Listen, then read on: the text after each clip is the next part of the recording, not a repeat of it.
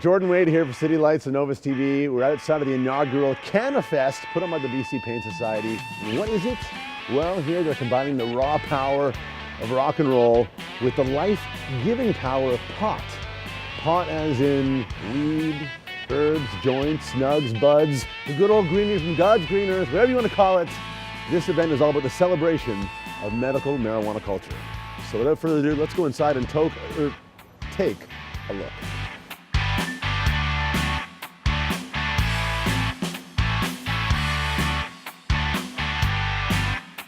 So what exactly is Cannafest? Cannafest, it's about bringing awareness to the whole marijuana industry. It's time that it's legalized and regulated. The government for too long has been saying it's a bad thing, and they've been arresting people, they've been filling up jails with a product that, used properly and responsibly, is not harming people.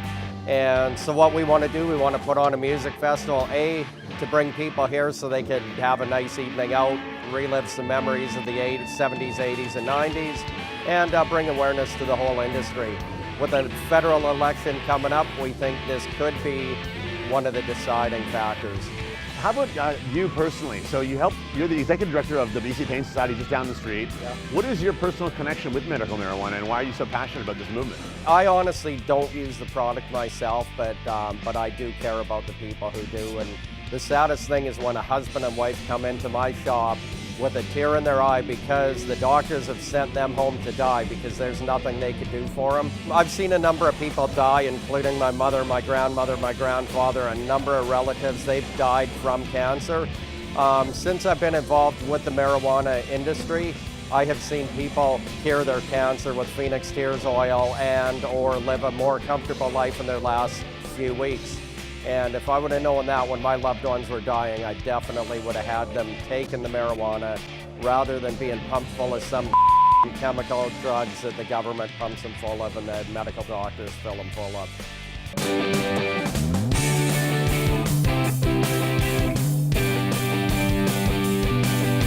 All right, so we're here with the Emerys, Jody and Mark. Really nice to meet you. How you doing? Welcome back to Freedom here in Canada. Yep. Nice to meet you as well. Cool. So this is obviously a movement that is near and dear to your heart. I wonder if you guys could speak about Cannafest and why this event is important. Well, I think it just demonstrates that there is an interest in cannabis and the culture associated with it, be it music or art or medicine, and that's what we're seeing here tonight. And it's just good to know that people are putting the money into it because the movement offers jobs and opportunities for people in many ways. Anybody's willing to put into a lot of money into an event built around a respectable presentation of cannabis deserves to be commended and supported. Smoked every day, which means I'm a huge fan of the Discovery Channel, as I'm sure many of you are. Yeah. Listen, you smoke weed when you watch the show How This Is Made. You know that? How this is made? Because it's just about how it's made. Anybody who doesn't smoke is like, I don't have time for that. But if you're high, you're like, let me see how a boat oar is made.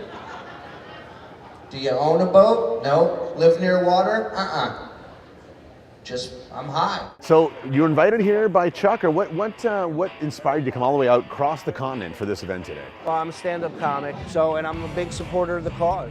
So, all that being said, I got in touch with Chuck via email. He told me about the occasion and what he wanted to do, and I was like, yeah, that's a no-brainer for me. I would love to do it, love to be a part of it, and I'm so glad I came. The BC Paint Society, I've been to that location, to his store with Chuck, the great Chuck, who's put all this together, and I can honestly say I don't know how anyone is in pain in Vancouver, British Columbia, because I've been pain-free since I've landed. It's amazing. I've tested pretty much everything. And are you saying that in terms of not only the quality of the bud, but the fact that it's just so prevalent here? It's amazing that when you, for example, in his store with the vending machine, that's like futuristic, man. That's like Terminator, Skynet. They're taking over, dude. You know what I mean? You don't have to talk to anybody. And with this, you walk in, you throw 20 bucks in the machine, boom, you're out the door, 2 seconds.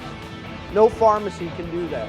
I mean, there's tons of facts, there's tons of numbers, but I'll be honest with you, you know, I'm a true pothead. I don't remember any of those. I forgot them all. So, you know, it actually helps people. That much I know. People who are truly sick and that need help, I know have been cured and helped with it. So, I mean, that reason alone, why wouldn't you look into it and make it accessible for people that need it, that want it, you know?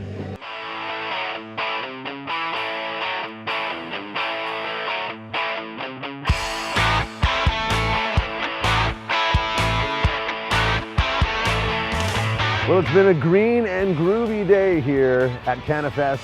For more information, check out bcpainsociety.com. And for City Lights and Novus TV, I'm Jordan Wade.